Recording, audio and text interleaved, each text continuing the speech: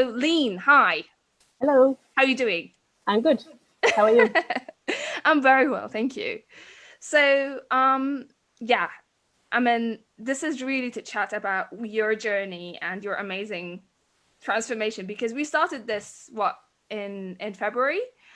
And can you tell us what was your experience before you came to me, really? So, did you play Qanun, and what was your experience back then?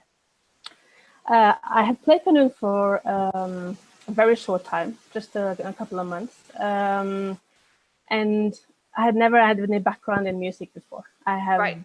danced for many years, Egyptian dance, Oriental dance, and Egyptian folklore. So I loved the music, and I Yeah. realized also that it was the music that I was in love with. Right. But I didn't dare because I never learned any music. I never played any instrument. I didn't know anything, so I never dared to take the step to do what I actually love the most. Right. Wow. Yeah, and Okay. then things happened. I was in an accident, so I got an injury, so I Oh couldn't dance no. so much anymore. And then also my grandmother died, and Oh she no, I didn't know that. I'm so sorry. yeah, it's okay. And I inherited some money, and I wasn't allowed to use everything for something, what the most sane option, just to pay my mortgage. I had to use something for something that would make me happy long Yes. term. Yes. So finally, I had an incentive. I had the money to actually buy a canoe. Yes. Yeah, so Wow. that was the start of it. Wow. Yeah. And So then, yeah. No, sorry. Yeah. yeah, and then so when you had the canoe, how did Yeah. you start? Did you start to learn by yourself? No, I was looking for something, but it's not easy at all to Mm, find somewhere to learn, and especially not in English. yes. And I find kind of the same in the Arab world. I kind of find the same way of learning with dance than with music. Right. But, in dance you say that you follow the bouncing butt. So you just Right. yeah. Yes. So you just watch the teacher in front of you, and you just copy and you imitate and you do what you think is done.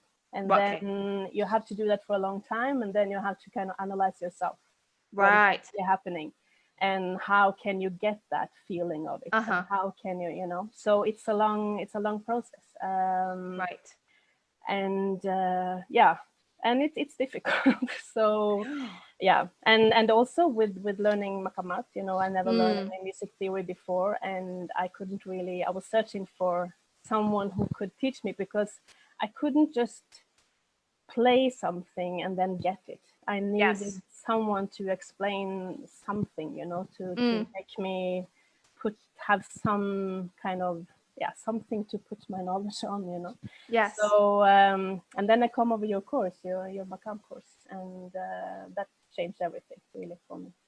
Oh, amazing. But Mm. before we go that, so I hear you shared with me that you had so many naysayers, Yeah. isn't it? Like that don't even try to go there, don't even try to learn Qanun.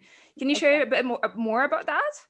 Yeah, there were so many who first of all, since I didn't have any background in music, they say that since I didn't know any music theory, I could just forget about it. It Right. was not a Oh my possibility. gosh. Yeah, Right. Not since true. I since I couldn't play by notes, I don't read sheet music. Okay, just forget about it.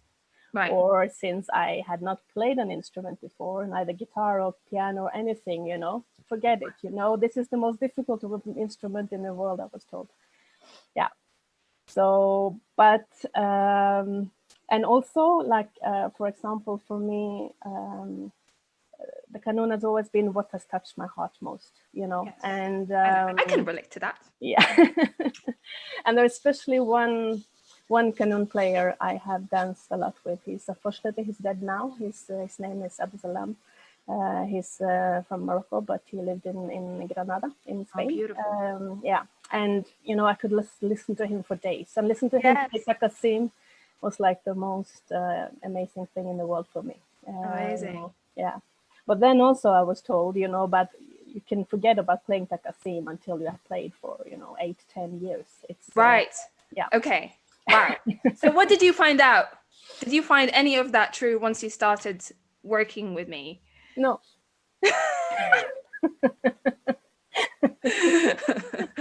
Pop the balloon. Exactly. Yeah.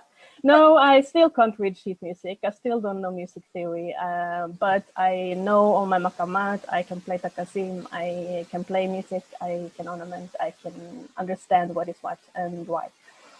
Amazing. Yeah. Yes.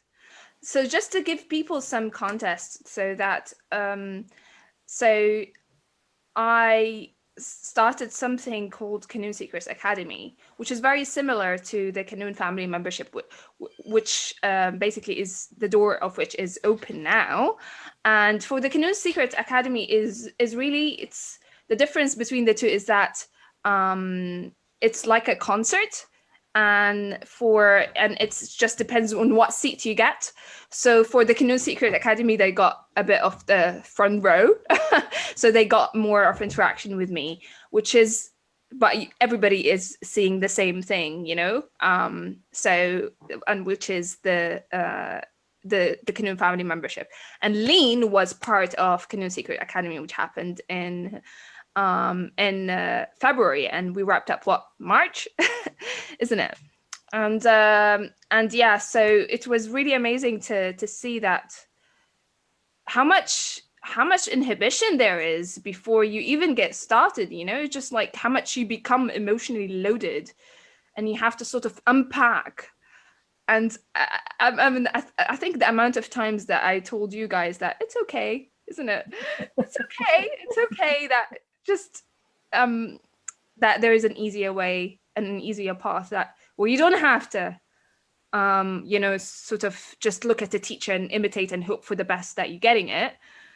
So that was quite a process for us. So in terms of, so let's speak about your understanding of the maqamat now, you know, because this is a biggie for you and for many people. And I understand this was one of the main reasons that you came to learn with me.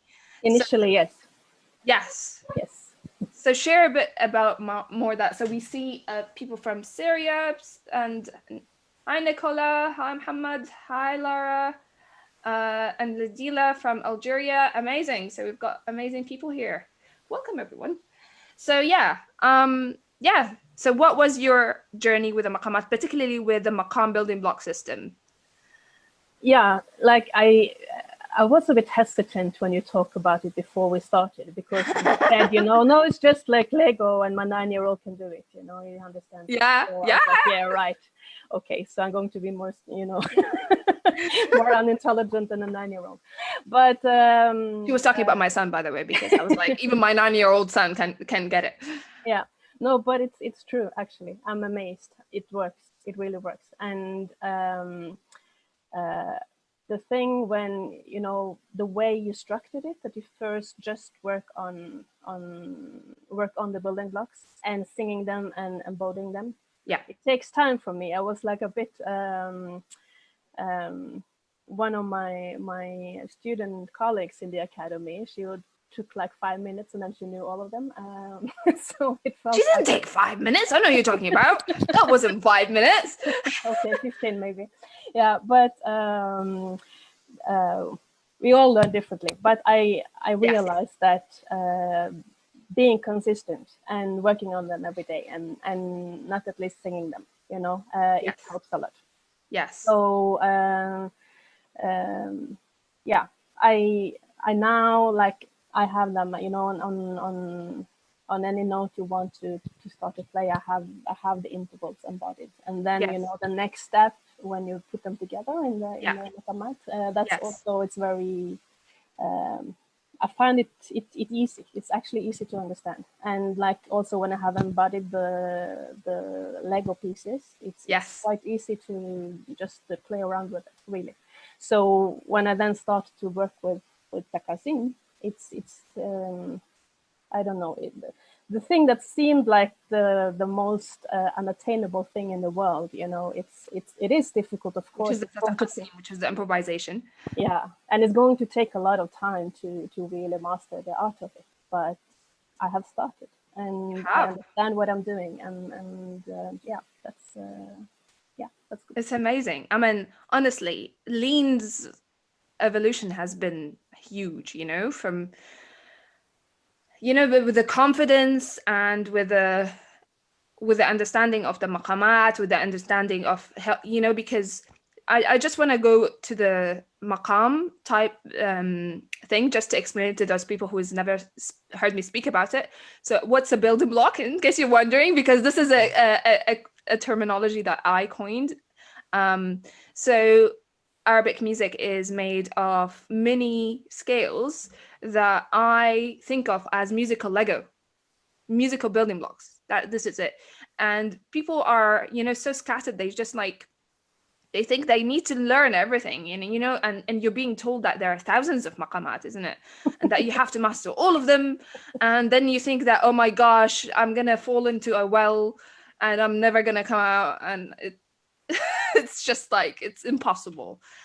And I remember you were one of the people who wrote to me, I think, in the early on stages, and you said something like, it feels like a reason to give up before you even get started. Yeah, exactly. And it is not because of people's inability to understand. It is because of the lack of systems that help people understand these things, really. So with the building blocks, you just have to focus on these core units, and then once you master them, you know how to put them together. You build Lego, basically. And then and then you start to swap between them, which is the process of a taqasim, you know. And when you think of it in that playful sense, you know, and I even have like actual pieces of Lego in the house. I mean, my students might think that I'm a kid, which I am. And yeah, and I stick like Rast and Bayati and on all of these building blocks, on the names of the building blocks, and then we work on really embodying them. So would you say that you can do it in a short period of time? You can get the core. Okay, there you go. Of course, You hear this from someone who's from Oslo. I mean, she loves Arabic music, but she was not born in an Arab country. And yeah, you didn't know how to read music, didn't you? No. No. And I mean, now it's amazing because with the taqasim and everything, it's really, obviously we are in the beginning of working through this, but it's really amazing to see you flourish and take it to the next level. It's you who made it possible, really. Aww. And I was talking to I have a musician friend of mine who lives in Spain, who was so amazed also when he saw this, because he plays the ney, and he told me that he spent 10 years figuring out by himself all these things that I learned in 3 months. So it's like really the direct route. And this is for so many of these things, you know, because I have a analytical brain. I need That's to very Lene keep asking me questions. Lene is the number one student who asks me an infinite amount of questions, and I always, what do I say? But it's never too many. Uh-huh. Yeah. Amazing. Yes. Yeah, but I need to understand why I'm doing anything, and also if I don't, you know, if I just copy, I can just try to, you know, I have to do all the analytical work myself after a lot of time to try to find out what is the common ground here, you know. Yes. But you explain in a way that you understand why you're doing something, and then you can apply that to anything, you know. Like instead of getting, for example, if you work with a song and I have experienced, you know, to get a song with finished ornamentation, you know, and this is how it has to be played, you know. Yeah. So I didn't know what was the skeleton or what was the ornamentation, and also if it's too difficult, you know, I couldn't do it. And then if it wasn't really fitting for me either, and my personality, I didn't feel well about it either. But with you know, you understand what you're doing, and you get all all the ornamentation and the ideas of when to use what and why. And also you understand that one song can be played in infinite different, Oh, infinite yes. ways, and also in different levels. Yes. So it's possible to play a song as a beginner, but then Yeah. you can play the same song 3 years later and, in a much different way, but you can still do it. Yes. So because you understand what you're doing and why. Amazing. So, yeah. Amazing. Oh my gosh. I mean, I'm so proud of you, Lene. You're amazing. You're quite inspirational, and especially that Lene had so much noise and come before she came in, and she took the leap and she did it. And now looking where she is, and she's doing a taqasim and playing some ayat and with full ornamentation, with like full round of, so you add, it feels like a full-bodied performance, that what you're doing, without having, any previous knowledge is quite amazing. So what to just to wrap up, because we've got 2 minutes before we welcome Robert. So what would you say to somebody who would, if somebody is considering joining the Qanun family membership, what would you tell that person? Do it, definitely. I was shit scared, and I was almost on my way to Oh give my up. gosh. Yeah, and I wouldn't be play now if I hadn't started with you. I wouldn't play now because I couldn't find a way that worked for me. So this is and your way of being able to explain really complex things in a way that also someone who doesn't have any musical knowledge can understand without making it simplistic. That's really amazing. And I honor you for that. So I just thank you so much. Thank you so much. That is really amazing.